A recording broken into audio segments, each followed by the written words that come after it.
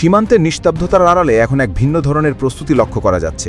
বিশেষ করে ভারতীয় সীমান্তরক্ষী বাহিনী বা বিএসএফের হাতে এখন আর আগের মতো শুধু প্রচলিত অস্ত্র দেখা যাচ্ছে না।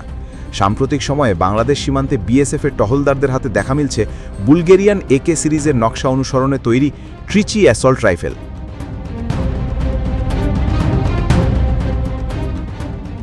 এটি ভারতে তৈরি একটি রাইফেল যা মূলত 7.62x39 মিলিমিটার কার্তুজ ব্যবহার করে। 2012 সালে যখন এর প্রোটোটাইপ তৈরি করা হয় তখন এতে অতিরিক্ত গরম হয়ে জ্যাম হয়ে যাওয়ার সমস্যা দেখা দিয়েছিল। সে সময়ের ফায়ার রেট ছিল মিনিটে 800 থেকে 850 রাউন্ড, যা পরে কমিয়ে প্রায় 600 রাউন্ডে আনা হয়। তবে মজার বিষয় হলো অত্যাধিক রিকয়েলের কারণে ভারতীয় সেনাবাহিনী এই রাইফেলটি গ্রহণ করেনি। পরবর্তীতে এটি বিএসএফের হাতে আসে।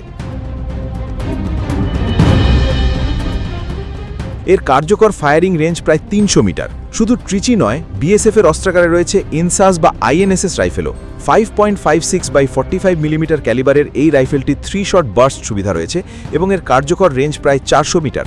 এছাড়া দ্রুতগতির ফায়ারিংয়ের জন্য তাদের হাতে দেখা যায় 9 মিলিমিটার ক্যালিবারের বারেটা MX4 স্টার্ম সাবমেশিন গান, যা 100 থেকে 150 মিটারের মধ্যে প্রতি মিনিটে প্রায় 1200 রাউন্ড ফায়ার করতে সক্ষম।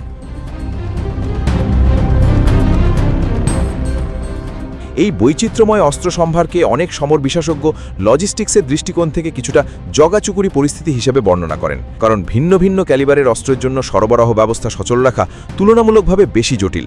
অন্যদিকে বাংলাদেশের সীমান্তরক্ষী বাহিনী বিজিবির রণকৌশল কিছুটা ভিন্ন এবং অধিকতর গোছানো। বিজিবি মূলত তাদের অস্ত্রের ইউনিফর্মিটি বা সামঞ্জস্য বজায় রাখার উপর গুরুত্ব দেয়। তাদের হাতে নিয়মিত দেখা যায় টাইপ 56, টাইপ 56-2 এবং ঐতিহাসিক কিন্তু অত্যন্ত কার্যকর SKS বা SES রাইফেলও। যদিও SKS একটি পুরনো মডেলের অস্ত্র, তবুও দূরপাল্লায় নির্ভুল নিশানার জন্য এটি এখনও বিজিবি সদস্যদের কাছে বেশ জনপ্রিয়।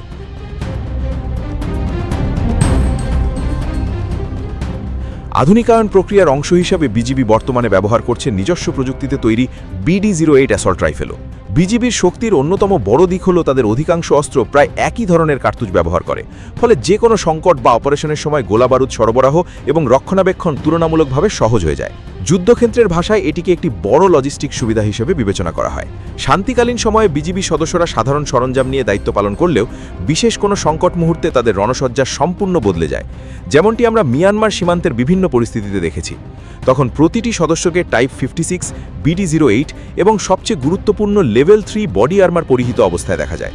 এই লেভেল 3 বডি আর্মারের বিশেষত্ব হল এটি 7.62 মিলিমিটার ক্যালিবারের বুলেট প্রতিরোধ করার সক্ষমতা রাখে, যা সীমান্তরক্ষীদের জন্য অতিরিক্ত সুরক্ষা নিশ্চিত করে এবং জীবন রক্ষায় কার্যকর ঢাল হিসাবে কাজ করে।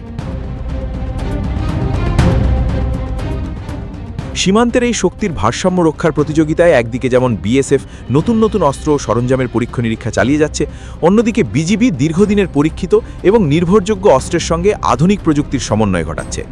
এই আধুনিকায়ন কোনো আগ্রাসনের প্রতীক নয়, বরং সীমান্ত সুরক্ষায় নিজেদের সক্ষমতা বৃদ্ধি এবং পরিবর্তিত পরিস্থিতির সঙ্গে খাপ খাইয়ে নেওয়ার একটি নিয়মিত এবং প্রয়োজনীয় প্রক্রিয়া।